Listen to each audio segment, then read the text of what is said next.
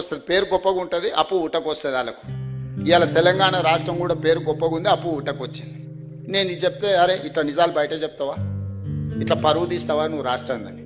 ఎన్ని రోజులు దాచిపెట్టుకోవాలి, ఎన్ని రోజులు దాచిపెట్టుకోవాలి? మీరు చెప్పరు మన క్యాన్సర్ ఉంటే నేను 6 ప్యాక్ ఉంది కండలు తిరిగినా అని చెప్తే ఎంతకాలం ఉంటుంది? కనిపించదా చూస్తే? అందుకే ఉన్నది ఉన్నట్టుగా చెప్పి మిమ్మల్ని అడుగుతున్నా, కొంత వెసులుబాటు ఇవ్వండి, నేను కూడా తీసుకుంటా. నేను కొంచెం డెట్ రీస్ట్రక్చర్ చేసుకుంటున్నా, బ్యాంకులలో మిత్తి పర్సంటేజ్ తగ్గించుకుంటున్నా.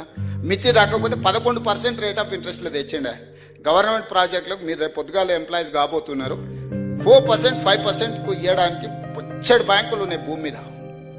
కాకపోతే వాడు మొత్తం డీటెయిల్ ప్రాజెక్ట్ రిపోర్ట్ అడుగుతాను, నువ్వు దేనికి అప్పు అడుగుతున్నావు, ఏం చేస్తావు, ఎట్లా చేస్తావు, ఏం కడతావు, కట్టేదానికి ఎంత ఖర్చు అవుతుంది, ఎస్టిమేట్స్ ఏంది, ప్రాజెక్ట్ రిపోర్ట్ ఇవి, మళ్ళీ వెనక్కి ఎట్లా కడతావు, దీని ఆదాయం ఎట్లొస్తాను మొత్తం పేపర్లు అడుగుతాడు.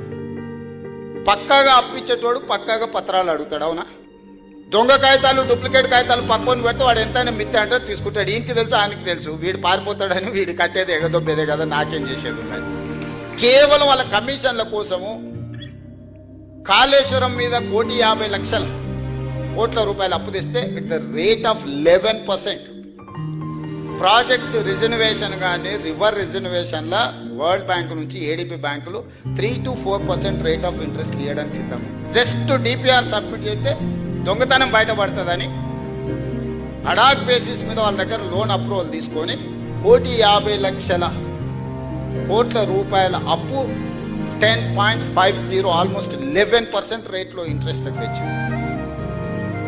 నేను 32 సార్లు ఢిల్లీకి పోయి కాళ్ళ ఏళ్ళబడి అధికారులను దాన్ని డెట్ రీస్ట్రక్చర్ చేయించి 5% 6%కు రీస్ట్రక్చర్ చేయిస్తున్నాను. నా ఇంటికి రూపాయి రాదు, ఈ రాష్ట్రానికి ఆదాయం పెరిగితే ఈ ఆదాయాన్ని వెల్ఫేర్ కింద డెవలప్మెంట్ కింద తిరిగి రాష్ట్రానికే ఖర్చు పెడతాను. నేను ప్రతి నెల నాకు 500 కోట్లు అదనంగా దీంతో డెట్ రీస్ట్రక్చర్ అయితే ఈ 500 కోట్లు రిటైర్డ్ ఎంప్లాయీస్ బెనిఫిట్స్ కోసం వాడతాయి.